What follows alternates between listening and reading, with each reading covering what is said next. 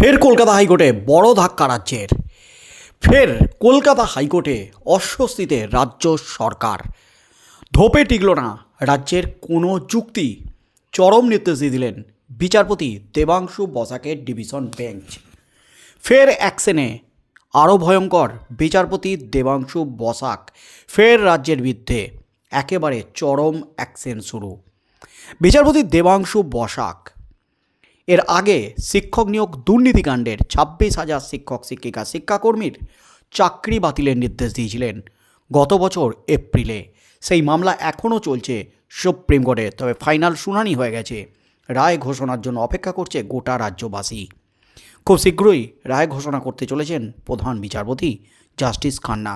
সেই বিচারপতি দেবাংশু বসাক যিনি রাজ্যকে দিয়েছিলেন বড় ধাক্কা নিয়োগ দুর্নীতিকাণ্ডে।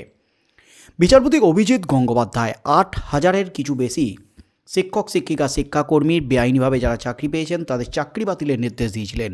তবে সেই নির্দেশের বিরুদ্ধে ডিভিশন বেঞ্চ সুপ্রিম কোর্ট ঘুরে ফের মামলা ফিরে আসছে বিচারপতি দেবাংশু বসাকের ডিভিশন বেঞ্চে।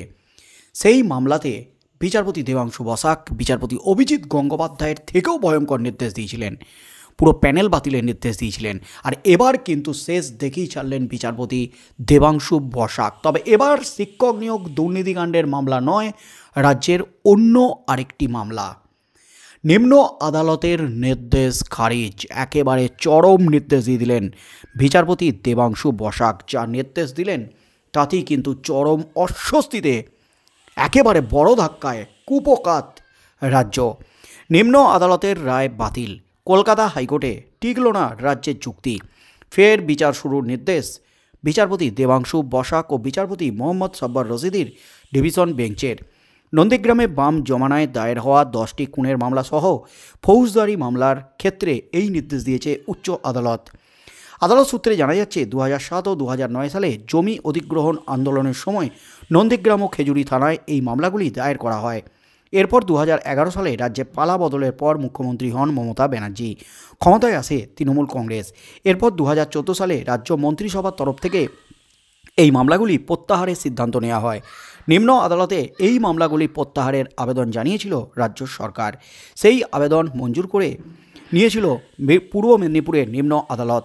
তবে এবার সেই রায় বাতিল করে দিল কলকাতা হাইকোর্ট। ফের বিচার শুরুর নির্দেশ দিয়েছে বিচারপতি দেবাংশু বসাকের ডিভিশন বেঞ্চ। এই মামলাগুলি প্রত্যাহারের ক্ষেত্রে রাজ্যের যুক্তি ছিল সংবিধানের 21 অনুচ্ছেদের অধীন যে দরিদ্র ভূমিহারারা তাদের জীবিকা রক্ষার জন্য তৎকালীন ভূমি নীতির বিরুদ্ধে লড়াই করেছিলেন তাদের খানিকটা ব্যক্তিগত প্রতিরক্ষার অধিকার প্রয়োগ করতে হয়। এর ফলেই এই ঘটনা ঘটেছে। এদিকে তৎকালীন সরকারের নির্দেশ অনুযায়ী ওই কৃষকদের বিরুদ্ধে ফৌজদারি মামলা শুরু করেছিল পুলিশ। পরবর্তীতে নিম্ন আদালত মামলা প্রত্যাহারের আর্জি মঞ্জুর করে। সেই সিদ্ধান্তকে চ্যালেঞ্জ করে উচ্চ আদালতে মামলা দায়ের হয়। এবার তাতেই বড় নির্দেশ দেওয়া হলো বিচারপতি দেবাংশু বসাকের তরফ থেকে। রাজ্যের যুক্তি গ্রহণযোগ্য মনে করেননি বিচারপতি দেবাংশু বসাকের ডিভিশন বেঞ্চ। সেই কারণে নিম্ন আদালতের রায় বাতিল করে দেওয়া হয়েছে। 44 পাতার রায়ে কলকাতা হাইকোর্ট বলেছে 10টি ফৌজদারি মামলায় যারা অভিযুক্ত আছেন তাদের বিচারের মুখোমুখি হতে হবে। খুন তো হয়েছেই, কেস ডায়েরি ময়নাতদন্তের রিপোর্টগুলি এই ধরনের তথ্য একেবারে পরিষ্কার।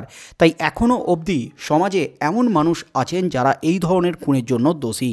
জাস্টিস বসাক এবং জাস্টিস রশিদির ডিভিশন বেঞ্চ জানিয়েছে সিআরপিসির 321 ধারার অধীনে মামলা প্রত্যাহারের অনুমতি দেওয়া জনস্বার্থে ঠিক হবে না।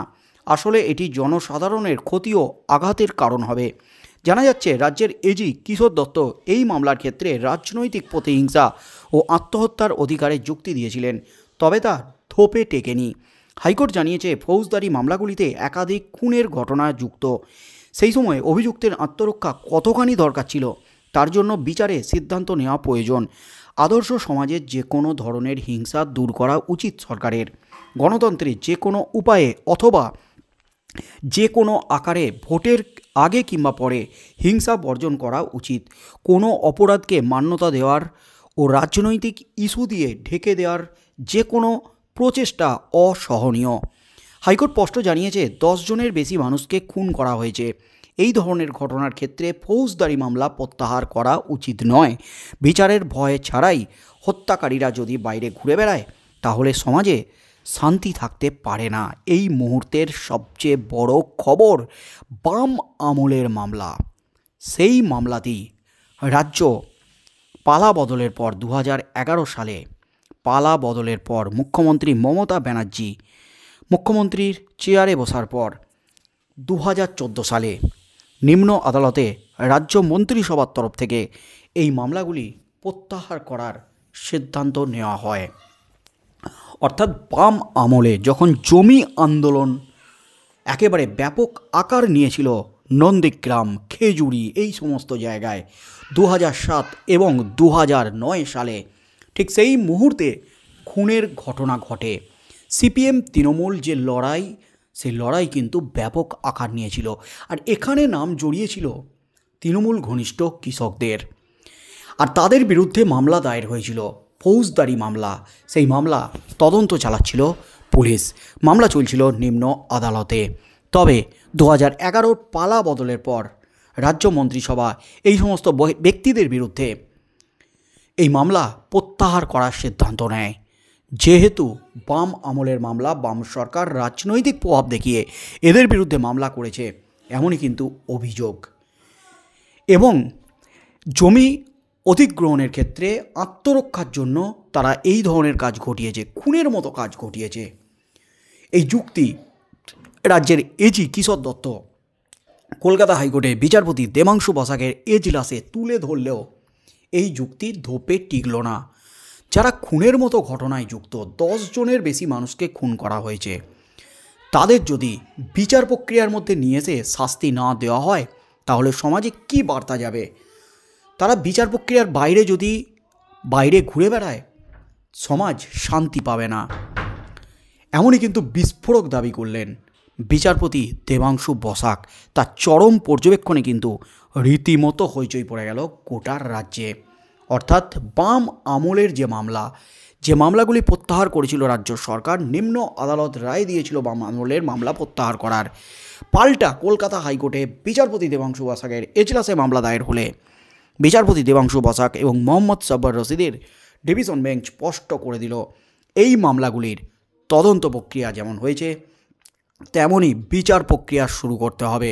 এবং যারা অভিযুক্ত তাদের বিচার প্রক্রিয়া, সাক্ষ্য গ্রহণ সমাপ্ত করে মামলার কেস ডায়েরি থেকে শুরু করে চার্জশিট সমস্ত কিছুই দেখেছেন বিচারপতি। এবং এখানে যে খুন হয়েছিল, অপরাধ যে তারা করেছে, সেটা কিন্তু প্রমাণিত, এমনই কিন্তু দাবি বিচারপতির।